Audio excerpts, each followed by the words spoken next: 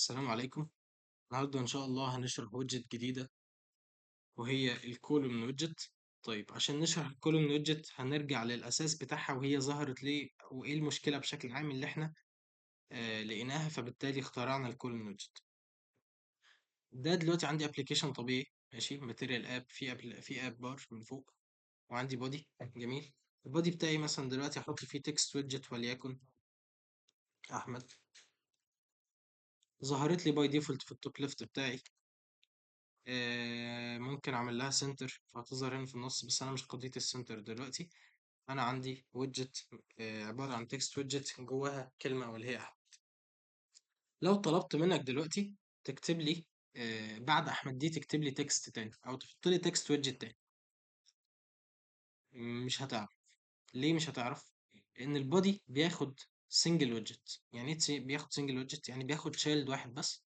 فبالتالي احمد دي عبارة عن ويدجت جوه البودي. البادي بياخد سنجل ويدجت، فمش هتعرف تكتب اكتر من ويدجت. طيب ايه الحل في الحاجه دي؟ الحل ان فلاتر ادتني ويدجت جاهزه اسمها كولوم. فدورت في الاتريبيوت بتاعت الكولوم هلاقي عنده اتريبيوت اسمه children بياخد list of widgets. يعني ايه بياخد list of widgets؟ يعني انا ممكن اكتب فيه اي نوع من انواع الويدجتس. ممكن اكتب جواه مثلا 100 تكست تحت بعض، مفيش اي مشكله خالص. وليكن هنا كتبت احمد وكررته 10 مرات او اي عدد من المرات، يظهر لي الديفولت بتاعه ستيل توب ليفت، يظهر لي تحت بعض 10 مرات او اي عدد من المرات كده. طيب جميل خالص. يبقى الكولوم ويدجت عندي باختصار هو عبارة عن ويدجت بتسمح لي ان انا ارتب اكتر من ويدجت تحت بعض. وده اللي ما كانش بيسمح لي بيه اي ويدجت تانية. يعني انا السنتر ويدجت اللي شرحناها المرة اللي فاتت كان عندها اتريبيوت من نوع تشايلد. كان بيشيل مثلا جواه تكست ويدجت، فما كانش هيعرف يشيل اي تشايلد اكتر من كده. طيب دلوقتي انا لو عايز ارتب الويدجتس اللي انا حطيتها دي، بمعنى ده كولوم انا عايز مثلا اخليهم في السنتر، اخليهم في الاند، اخليهم ايا كان. فلاتر عامله اتنين اتريبيوتس، واحد اسمه مين اكسس الاينمنت والتاني اسمه كروس اكسس الاينمنت. طيب خلينا نبدا بالمين اكسس الاينمنت. طيب انا الكولوم عندي بيرتب الايتمز فيرتيكال ماشي، يعني بمعنى صح بيلعب على الهايت. طيب جميل. انا المين اكسس الاينمنت بتاعي جاي من كلمه مين، فهو انا المين بتاع الكولوم ان هو بيلعب على الهايت، فانا المين اكسس الاينمنت معناها ان انا برتب الايتمز بتاعتي بناء على المين بتاع الكولوم اللي هو الهايت. جميل. فمعناها ان انا هرتب الايتمز اللي عندي بناء على الهايت بتاعي. المين اكسس الاينمنت عندي بياخد كلاس او بياخد ويدجت من نوع مين اكسس الاينمنت. هكتب مين اكسس الاينمنت دوت، عندي end، عندي start، عندي space evenly، space between، space around، center values. انا مثلا لو عملت end، تتوقع هل الاند بتاعي هيكون مثلا هنا على اليمين ولا تحت على اليمين ولا تحت على الشمال؟ ال الويدجتس دول بتوعي هيروحوا فين؟ المفروض طالما هو معتمد على الفيرتيكال او الهايت، فالمفروض ينزل تحت على الشمال، يبقى بوتوم ليفت. مظبوط جدا. انا لو جيت عملت ريلود هلاقي ان الويدجتس بتاعتي بدل ما كانت فوق عند الستارت نزلت تحت عند الاند. وده علشان المين اكسس الاينمنت بيطلع للبيرنت بتاعه بيشوف هل انا مثلا شغال كولون او شغال كولون. طيب المين بتاع الكولون ماشي ازاي؟ المين بتاع الكولون ان هو شغال فيرتيكال، اي ان هو بيرتب الايتمز عن طريق الهايت. فانا لو لعبت او اديته اي ستايل هيعمل الستايل ده بناء على البيرنت بتاعي واللي هو الكولوم، فبالتالي هيلعب على الهايت. عندي اتريبيوت تاني اسمه كروس اكسس الاينمنت. الكروس اكسس الاينمنت ده هو عكس المين، بمعنى هو بيرتب لي الاتريبيوتس بتاعتي، بيرتب لي الويدجتس بتاعتي بناء على العرض. بيطلع على البيرنت بتاعه بيشوف البيرنت بتاعه بيرتب بناء على ايه. هو لقاه بيرتب بناء على الفيرتيكال او بناء على الهايت، فبالتالي كروس اكسس الاينمنت هيرتب بناء على الويدث او هيرتب هوريزونتالي. طيب كروس اكسس الاينمنت بياخد ويدجت من نوع كروس اكسس الاينمنت. هنكتب كروس اكسس الاينمنت دوت، عندي كروس اكسس element دوت اند دوت ستريتش دوت ستارت دوت سنتر. طيب لو عملت دوت اند الطبيعي، تعال نرجع ده، تعال ندي ده كومنت دلوقتي، ونرجع كل حاجه زي ما كانت. ستارت هو اساسا من اكسس الاينمنت الديفولت بتاعه ستارت، يعني انا حتى لو ما كتبتش ده خالص فهو الديفولت بتاعه ستارت، الديفولت بتاعه اوريدي ستارت. طيب كروس اكسس الاينمنت، انا المفروض لو عملت دوت اند الحاجه هتروح فين؟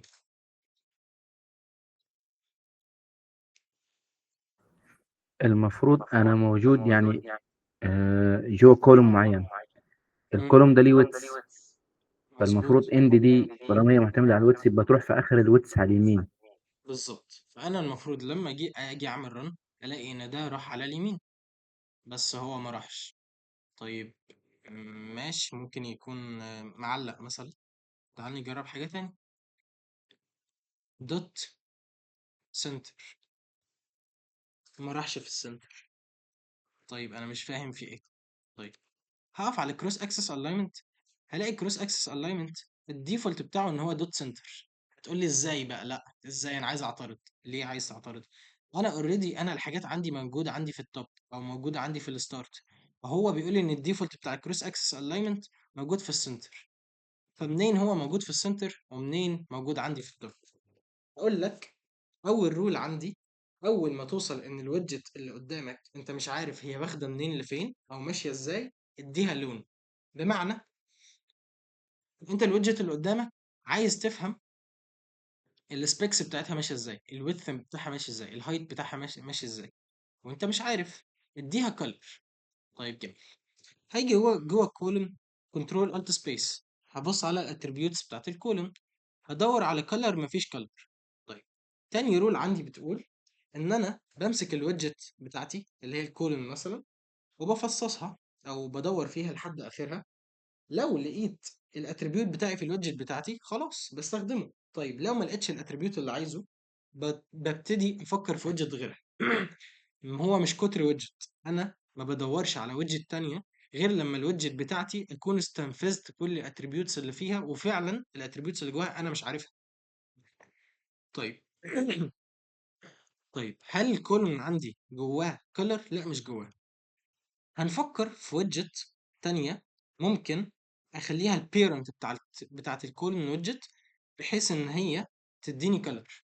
ايه ويدجت ممكن نكون خدناها عبارة عن ممكن اخليها البيرنت بتاعت الكولوم، او بمعنى اصح الكولوم هتكون تشايلد من البيرنت دي، والويدجت دي ممكن تديني اتريبيوت كولر. هو شرحناها في الفيديو اللي فات على ما اعتقد الكونتينر. مظبوط. الويدجت اللي انا ممكن اديها للكولوم او ارابها بالكولوم، اخلي الكولوم رابت with another widget، هي الكونتينر. طيب هنيجي نشيل ده كله، هناخده كوبي. جميل، هكتب كونتينر. الكونتينر عنده اتريبيوت من نوع child. طيب التشايلد ده، child هياخد الكولوم اللي احنا حطيناه من شويه. يبقى بالراحه جدا، الموضوع مش صعب. انا الكونتينر عندي بياخد تشايلد واحد، التشايلد بتاعي انا اديته كولوم، انا الكولوم اللي عندي اوريدي بياخد تشيلدر، فدي ملهاش اي دعوه بدي. طيب جميل. اعمل ثانيه واحده. ماشي. طيب عملت رن، انا مفيش اي حاجه اتغيرت عندي في الكود. طيب انا الكونتينر بتاعي مش هيظهر غير لما اديله كلر، فسي ان انا هديله كلر وليكن ريد، دوست ستارت. طيب انا لقيت ان الكولون بتاعي واخد هايت من اول سكرينه لاخرها. المشكله عندي في الويدث، واخد ويدث لحد اخر الكلمه. بمعنى او ان انا هوصل لاستنتاج ان انا عندي الكروس اكسس الاينمنت او الويدث بتاع الكولوم بياخد الويدث بناء على اكبر تشايلد موجود.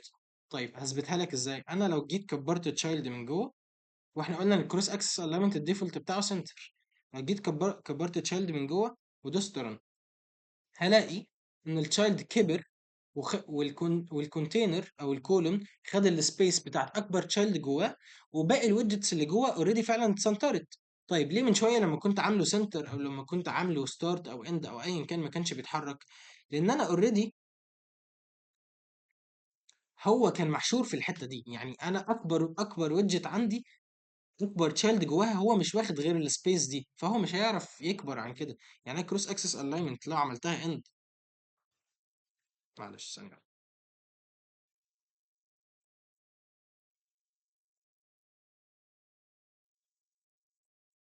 كروس اكسس الاينمنت عندي لو عملتها اند فهو مش هيتحرك. ده بعيدا عن ان انا كبرت البيرنت، يعني لو جيت صغرته تاني زي ما كان هو مش هيتحرك، هو اوريدي محشور في الحته دي. طيب هيتحرك ازاي؟ عشان يتحرك لازم اكبر اي تشايلد جواه عشان ياخد السبيس او الويدث بناء على اكبر تشايلد جواه. فبالتالي لما اجي اعمل دوت اند هو اوريدي خد السبيس بتاعت اكبر تشايلد جواه، وباقي الويدجتس هتاخد الستايل بتاع الكروس اكسس الاين. طيب مفهومه لحد هنا؟ طيب جميل. طيب تعال نرجع دي زي ما كانت. هتقولي طيب انا مش عاجبني الوضع كده بصراحه، انا عايز ان انا الكروس اكسس الاينمنت بتاعي، او بمعنى اصح انا هعمل سكرينه ما فيهاش غير كولوم اصلا، فانا مش عايزه ياخد الهايت براحته والويدث يلزمني باكبر تشايلد عندي. نفرض انا عايز التشايلد اوريدي كده، مش عايز اكبره عن كده. فهقول لك عندي حاجه هنا اسمها كروس اكسس الاينمنت دوت ستريتش، ودي لو عملتها هياخد الويدث كله. طيب عندي اتريبيوتس تانية اساسا في المين اكسس الاينمنت مثلا، وليكن احنا اتكلمنا عن الستارت وده الديفولت بتاعه. عندي اند، جميل، اند معناه انه هينزل تحت. عندي space evenly، space evenly دي بتديني ما بين الويدجتس مسافات بالتساوي، بتديني مسافات بالتساوي ما بين الويدجتس. جميل، خلينا نشيل اللون الاحمر ده عشان ما نتعبش. احنا دلوقتي خلاص في غنى عن الكونتينر. الكونتينر ده مش عايزينه، احنا استخدمناه بس علشان افهم الويدجت بتاعتي بادئه منين لفين او رايحه منين، يعني السبيكس بتاعتها ايه. هعمل ريموف وهبدأ. فأنا عندي السبيس ايفن دلوقتي بتديني سبيس ما بين الويدجتس بشكل متساوي. عندي حاجة تانية اسمها سبيس اراوند. سبيس اراوند دي بتديني سبيس بتخلي اللي بره نص اللي جوه، بمعنى انها بتخلي ما بين الويدجتس سبيسز متساوية، وبتخلي قبل الويدجت وبعد الويدجت مسافة نص المسافة اللي ما بين الويدجتس. عندي آخر حاجة السبيس بتوين، ودي بتدي سبيس ما بين الويدجتس بس ما بتديش سبيس ولا قبلها ولا بعدها. وعندي الاند ده اللي بيخلي الويدجت بتاعتي مترتبة تحت. طيب ده كله ككل. طيب انا رتبت الويدجتس بتوعي بالطول، ماليش نفس يعني ارتبهم بالعرض، لا عادي جدا. لو شلت كل وكتبت رو، هي يا باشا هلاقيه يرتب لي الويدجتس بتوعي بالعرض. هو اللي خليني مثلا اكتب بس 3 ويدجتس رتبتهم بالعرض. جميل.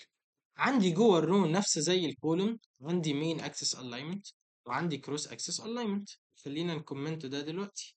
طيب المين اكسس الاينمنت بتاعي هنا، تتوقع ان هو بيرتب لي الاليمنتس بالطول ولا بالعرض؟ هوريزونتالي، طالما هو مين فمعتمد على الرو. بالظبط. انا عندي المين اكسس الاينمنت، المين اكسس الاينمنت هيعمل ايه؟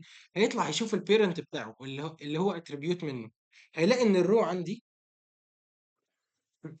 بيرتب الويدجتس بتاعته يعني هو بيرتب بشكل هوريزونتالي، بمعنى صح هو بيلعب على الويدث. طيب المين اكسس الاينمنت طلع فوق، لقى ان البيرنت بتاعه عباره عن رو، لقى بيرتب هوريزونتالي. يبقى انا المين بتاعي الترتيب الاساسي بتاعي هيكون عباره عن المين اساسي، يعني اساسي او رئيسي، عباره عن هو اوريدي بيرتب على الويدث. لو جيت وقفت على المين اكسس الاينمنت هلاقيه بياخد ويدجت من نوع مين اكسس الاينمنت. هكتب مين اكسس الاينمنت دوت، هلاقي عندي اند. الاند بتاعي هيروح، اكيد مش هيروح تحت لان ده مش كولوم، هيروح على اليمين. راح اوريدي على اليمين. طيب عندي مين اكسس الاينمنت دوت، لا دوسنا على الاند، هو بياخد كده كده باي ديفولت بياخد ستارت، هو كان في البدايه ستارت. طيب عندي سبيس ايفنلي قلنا من شويه انها بتدي مسافات بالتساوي ما بينهم سواء بره الويدجت او جوه الويدجت. عندنا سبيس بتوين. طيب دلوقتي هنلعب على الكروس اكسس الاينمنت، وطالما هي كروس اكسس الاينمنت يبقى هي هترتب الاتريبيوتس اللي عندي بناء على طول ولا العرض، فيرتيكال ولا هوريزونتالي. لا كده فيرتيكال. مظبوط، هي هترتب بناء على الفيرتيكال. لو جيت عملت كروس اكسس الاينمنت دوت سنتر، جميل. ثانية واحدة. أين المشكلة؟ احنا عملنا دبليكيت، مخدتش بالي. طيب دوت سنتر، هلاقي إن مفيش حاجة اتغيرت. ليه يا هشام ممكن ألاقي إن مفيش حاجة اتغيرت؟ فين تاني معلش؟ أنا لما عملت الكروس اكسس الاينمنت دوت سنتر، جميل، وهو المفروض ان الكروس اكسس الاينمنت هيطلع فوق، هيلاقي ان الرو بيرتب هوريزونتالي، فبالتالي الكروس اكسس الاينمنت بتاع الرو هيرتب الاتريبيوتس اللي جواه فيرتيكالي. طيب ليه ما رتبهمش فيرتيكالي؟ يعني ليه ما نزلوش تحت في النص؟ ماشي، ناخدها بالراحة. هي نفس فكرة الكولوم. طالما هي مظبوط. كروس اكسس الاينمنت فهي معتمدة على الفيرتيكالي. فلو مشينا فيرتيكالي يبقى هنشوف مثلا اي تشايلد وناخد الهايت بتاعه بمعنى صح يعني. فالهايت بتاعه كلهم متساويين، فبالتالي آه السنتر هيكون واحد يعني بمعنى صح. هو الكروس ولا اكسس فسرت لا؟ الاينمنت، الكروس اكسس الاينمنت بشكل عام بياخد الويدث بتاعه، جميل، بناء على، بياخد حجمه بناء على اكبر تشايلد جوه، بياخد الحجم بتاعه بناء على اكبر تشايلد جوه. قلنا من شويه انا مش فاهم الويدجت بتاعتي السبيكس بتاعتها مش فاهمها، او مش عارف هي بادئه منين لفين، بعمل ايه؟ احطها جوه كونتينر وبديها كلر. ده قاعده عامه ماشيه معانا في فلاتر. اي ويدجت معايا انا مش فاهم هي ماشيه ازاي، بديها لون. تمام. فانا لما اديتها لون لقيت ان هي واخده الهايت بتاعها بناء على اكبر، بناء على اكبر تشايلد جواها اللي هو احمد. فبالتالي هي مش هتعرف تكبر عن كده. طيب انت قلت لي انا هعمل جاست وان سكرين ما فيهاش غير رو اصلا، فانا محتاج انها تاخد المساحه كامله. هعمل دوت ستريتش، هلاقيها عملت زي كولوم، خدت المساحه كامله. هعرف العب براحتي بقى دلوقتي. بس ده كل الموضوع. يبقى انا عندي حاجتين، جميل جميل. عندي كولوم وعندي رو. طيب عندي ده في ده مين اكسس الاينمنت، وعندي كروس اكسس الاينمنت. طيب انا المين اكسس بتاعي في الكولوم، المين اكسس يعني الرئيسي، بناء على الكولوم المين اكسس هيرجع للبيرنت بتاعه هيلاقيه كولوم. الكولوم بيرتب الموضوع فيرتيكالي، يبقى المين اكسس الاينمنت بتاعي هيلعب على الهايت، هيلعب بشكل طولي، هيلعب على الهايت. طيب كروس اكسس الاينمنت هيروح على البيرنت هيلاقيه كولوم، يعني بيرتب بشكل طولي، يعني هيعكس، يعني هيرتب الاتريبيوتس اللي جواه بناء هيرتبها بناء على الويدث، هيرتبها بشكل عرضي. ده بالنسبة للكولوم. طيب الرو العكس. يعني ايه الرو العكس؟ هي جاست عايزة فهم مش اكتر. في الرو العكس انا المين اكسس الاينمنت هيروح للرو، يا رو انت بترتب الحاجه بناء على ايه؟ هيقول له انا برتب الحاجه هوريزونتالي بناء على الويدث. يعني المين اكسس الاينمنت بتاعي هيرتب الحاجه بناء على الويدث. طيب الكروس اكسس الاينمنت هيروح للبيرنت بتاعه، الرو بيرتب هوريزونتالي، يبقى انا هرتب فيرتيكالي، يبقى هيرتب بناء على الهايت. ده جاست كل الموضوع، مش محتاج حاجه اكتر من كده. في حاجه كده مش مفهومه لحد دلوقتي؟ ده تمام زي الفل. طيب زي الفل.